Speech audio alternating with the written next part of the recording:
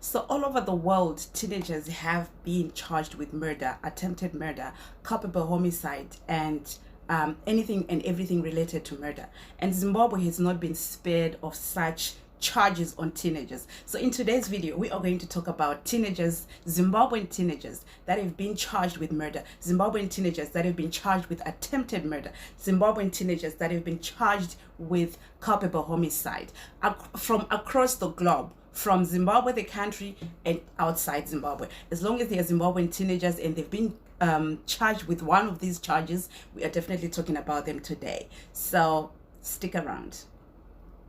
Compliments of the new season. Thank you everybody for joining, and yeah, I am back and it's a new year, and compliments of the new year 2023 is here. Let us shine. So like I said earlier on, we are going to talk about teenagers that have been charged with murder, attempted murder, culpable homicide, and we're talking about Zimbabwean teenagers. The first one that I want to talk about, I already did a video on her. That is Tariro. If you go back, I will put the link below of the video that I did about Tariro. Tariro was charged with murder for killing a 40-year-old who tried to rape her. Tariro is actually a 19-year, that time, 2021, when she was charged. She was only 19 years of age, and she's from Mutoko in Zimbabwe. I'm not sure about the name of her village, but yeah, the full video is actually on this channel, and I'm going to put a link. So Tariro was charged with murder because she fought off a sex pest, and this sex pest was a 40-year-old man by the name Suro. And after she fought him off and she managed to overpower him, she also managed to fight him off in such a way that he died. Full video. Go and watch the full video. I don't know, I've been trying to follow her case, but I've tried to actually look for updates as to what happened. Did the murder charges stick? Did she walk? What happened? But I am not getting any information about the current state of her case or where she is now. But I want to believe she's probably still going through the court process. She probably still hasn't been convicted of anything.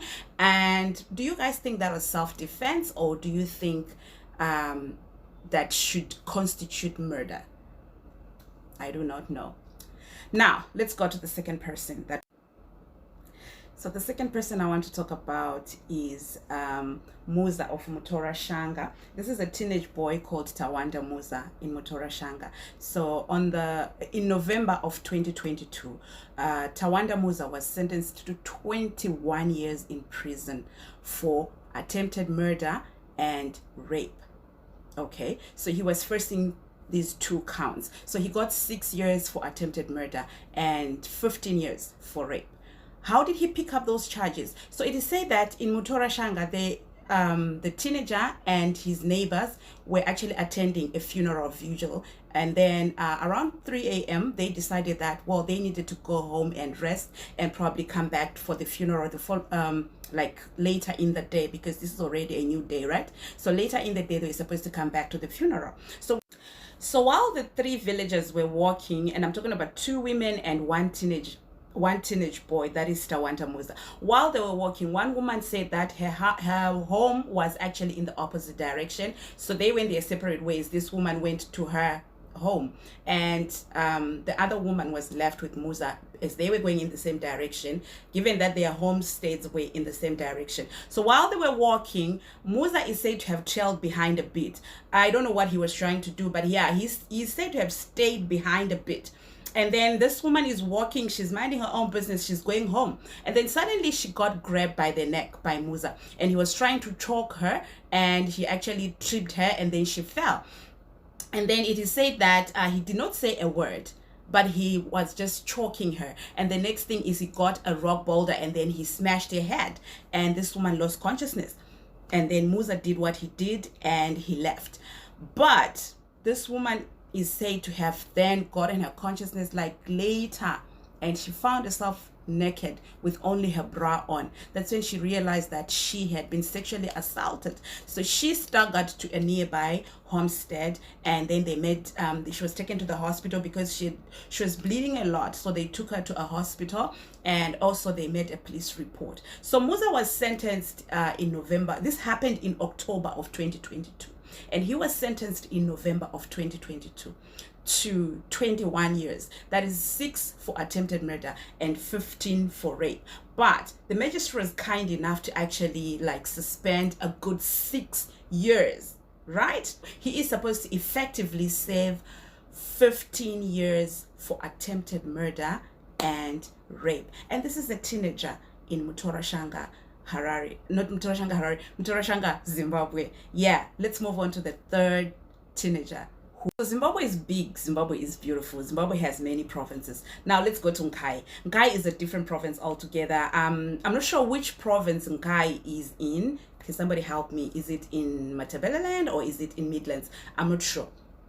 But anyway, so in Nkai, I'm going to call these boys the Ndlovu brothers because their names are difficult. I really don't want to mispronounce their names. But there were 2 Ndlovu brothers. One was 19 and one was 17. So the 17-year-old was actually coming from the river, probably to fetch water, and he had a cart that was being drawn by donkeys. It was a donkey drawn cart that he was on, and he was coming from the river to fetch water.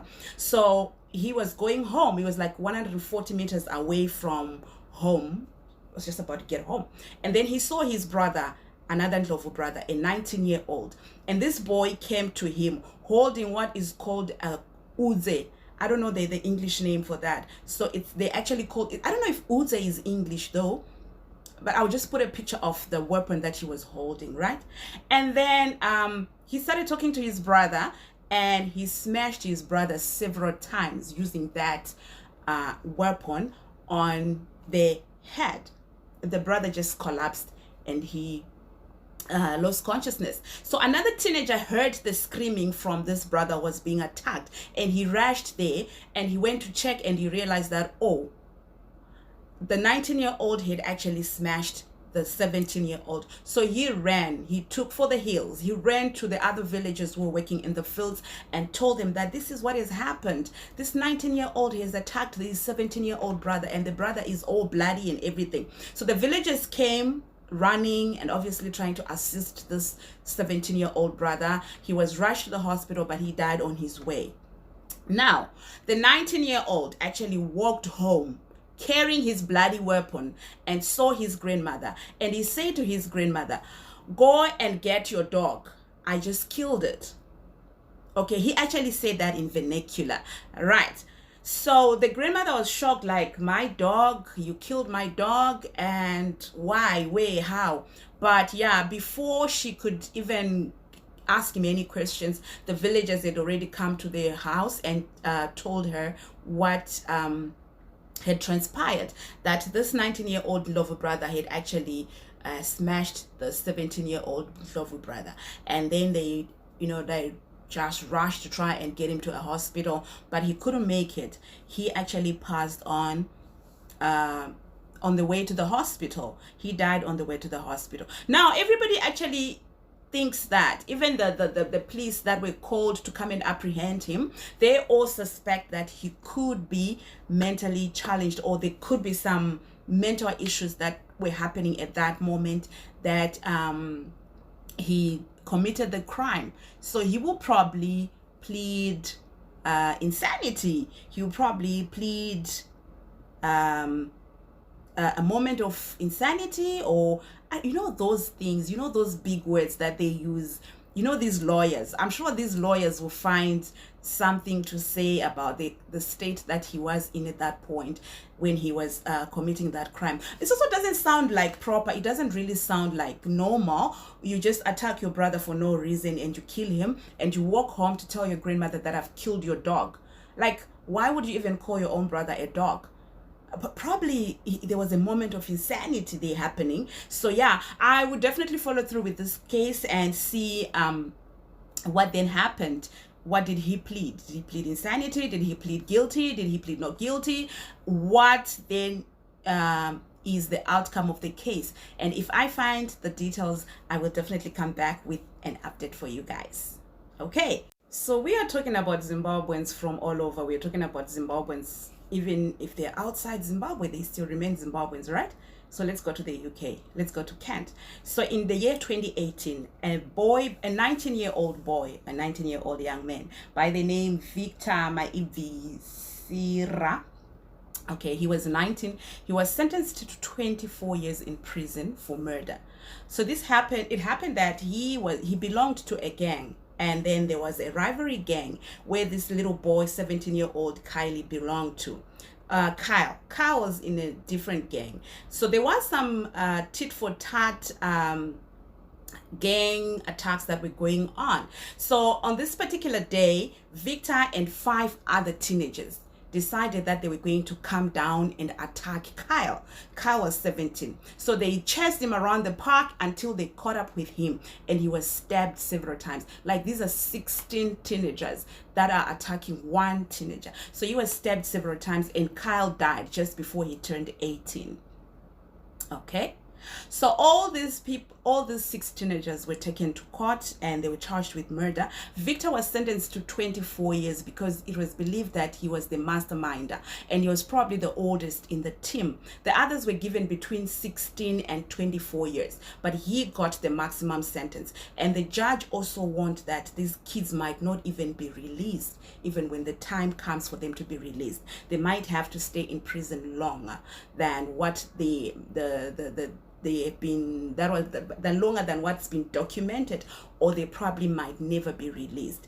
And he said, the judge, when he was sentencing these boys, he said this was a revenge attack, and there should be a message sent out there that we do not do that, and we do not do this. I belong to this gang, I am team this, I am team that.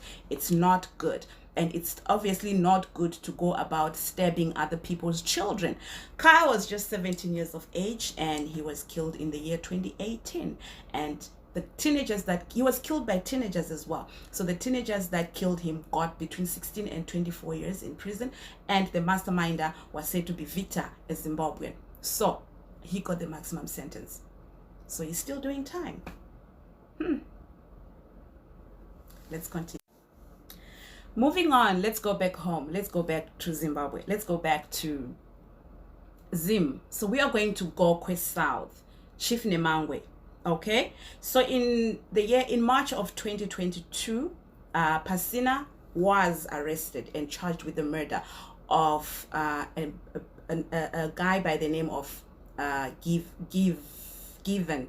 These are actually teenagers, right? These were all teenagers. So it is said that they were drinking at a bottle store, and then Pasina came to Given and asked him for an empty bottle, and then Given refused to give him the empty bottle. And then Pasina called his other friends, 3 of his friends, and then they came and they tried to force Given to give them the empty bottle. Probably it was an empty bottle of beer. I don't know what they wanted to do. Maybe they wanted to go and sell it and make a few coins and come and buy their own beer. I don't know what they were trying to do with that empty bottle, but yeah, he did not want to give them the empty bottle.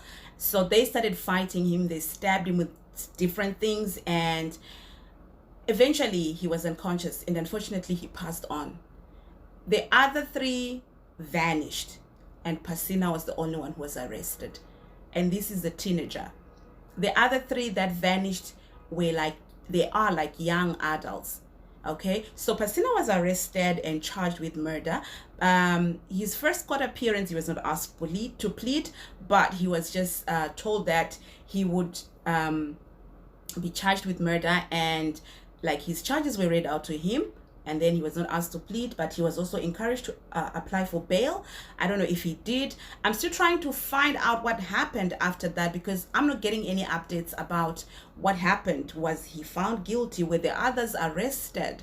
What then happened after that? But yeah, that's another teenager in Zimbabwe who was actually charged with murder, and he killed another teenager just for an empty beer bottle. Yeah. probably they understood how important it is, or they understand how important that empty bottle is. But yeah, it just does not make sense to me. But maybe to them it made sense that they had to get that empty bottle, right? So that's Gokwe South, Chief Nemangwe's area. So if you follow my Facebook page, you would notice, or you would have watched a video that I did, a short video that I did about a teenage girl who from Hatcliff, November 2022, who was charged with the murder of, she's a 16-year-old girl, and she was charged with the murder of a 35-year-old man, her boyfriend, right? Right. So it is now actually, like, now she's got another charge on top of that charge. So I'm not sure if I put the video on my YouTube channel. If I did, I'll definitely put the link below, but if I did not, it's probably on my Facebook page. So this teenage girl is actually, she actually received fresh charges. She's only 16. She got fresh charges, and she got fresh charges of attempted murder. Yeah, because it is said that she actually stabbed her father, 54-year-old, before she went to kill the boyfriend. She had a misunderstanding at home with her father, and then she stabbed him, and then she went on to go to the nightclub where her boyfriend was, and then they got into a fight, and she stabbed the boyfriend, and he died. A 35-year-old. So now this girl has got like 2 charges now to her name, and she's only 16. She's got murder, she's got attempted murder. Now this is like a fresh case. It happened in towards the end of 2022, so there is still a lot of developments happening around this case. If you look at the video of this girl, she looks like she's got a big body, so I suppose this 35-year-old man was looking at her and thinking she's probably older than that 16. But yeah, she's only 16. It kind of raises a lot of questions and a lot of flags and a lot of alarm bells. Like, she's 16, 35-year-old, what were you doing with that child? But now that he's dead, you know, we're not even going to be able to answer all those questions, and he's probably not even going to, he's obviously not going to face his own charges, probably of statutory rape and, you know, all those other things that are related to sleeping with minors. But now the biggest charge that we're now facing is that this teenager is now facing a murder charge and an attempted murder charge, because the man died. A man died. Yeah, a man died. So now, like, when you look at this, you're thinking, okay, she's a teenager, what was she doing in a nightclub? And obviously you start to think, like, she had problems with her father at home, and then she stabbed her father at home, then she went on to a club, and then she ended up killing somebody. Was it like problems that had been, you know, does she have like problems, just problems as teenagers? You know, teenagers always have problems, but you start to wonder, like, could there be something deeper? Could there be something deeper? But yeah, that's the story there. Hatcliff in Harare, a 16-year-old is facing murder charge and attempted murder charge, and we wait and see how the story will unfold. If I find any updates, I will definitely come through and give you guys updates on what's happening. So there was another bizarre case in Zimbabwe late 2022 of a 19-year-old boy from Trojan mine. Yeah, Trojan mine. This 19-year-old boy is said to have stabbed his mother to death. The mom was 55, and this boy, Regis Ruza, 19, just from Norway, stabbed his mother to death. The story surrounding that, obviously people are talking about, it could be Chivano, it could be something to do with, it could be something spiritual, it could be demonic, it could be, I don't know, it could be somebody was influencing him, not influencing him physically, talking to him, but somebody was influencing him spiritually. You know, we are spiritual people. We are spiritual people. We relate a lot of things to the spiritual world. So yeah, that's just what happened right there. A 19-year-old boy stabbed his 55-year-old mother to death. And then this boy, after stabbing his mom, he ran and hid himself in the toilet. And when the police were called, he actually went out. They probably retrieved him from the toilet, and he was arrested. Oh, first he was taken to a hospital where he was treated for some cuts that he had inflicted on himself. And then he was taken to not a prison cell, but a holding cell at a police station. Obviously, they were probably waiting that tomorrow or the following day they would start interviewing him, get his statements, probably get a lawyer, and understand what exactly happened. But on that same night, around 10 at night, that boy started probably just misbehaving, and he lost consciousness, and he was taken to the hospital, Bindura Hospital, where he was pronounced dead. So whatever reason that he had for killing his mom, he took it to the grave. Whoever was influencing him, or if at all there was anything that was influencing him, or if at all there was anybody influencing him, that secret is buried with him. He probably died because he probably bled too much, I don't know. But yeah, Reza Regis was charged with murder. I don't think he was even charged. Like, that was even before his first court appearance. So he probably was not even charged by the time he died, because he died on the same night that on his first night in custody, in police custody. So he probably was never charged, but he was most likely to be charged with murder and probably getting the maximum sentence, I don't know. But being a teenager, he probably would have escaped the death penalty and all. But yeah, that's a 19-year-old from Trojan mine. That case like went viral, like the videos went viral last year, 2022, where, you know, neighbors were talking about what happened, and yeah. So that's another teenager in Zimbabwe who actually committed murder. This one was not charged, he was not sentenced, he was not convicted, he didn't see a day in court. But yeah, he killed his 55-year-old mom. Whatever reasons he had, he took them to his grave. So these are all the cases that I had time for today. Thank you guys for watching. Thank you for coming through. And I have a segment that I am opening on, that I'm starting on my Facebook page. If you don't know my Facebook page, it's Zim Crimes channel. Please go and follow my Facebook page. I am going to start a show called My Prison Life, and I'll obviously bring the videos here. I will not forget you guys, my faithful YouTube followers. I will definitely bring the videos here.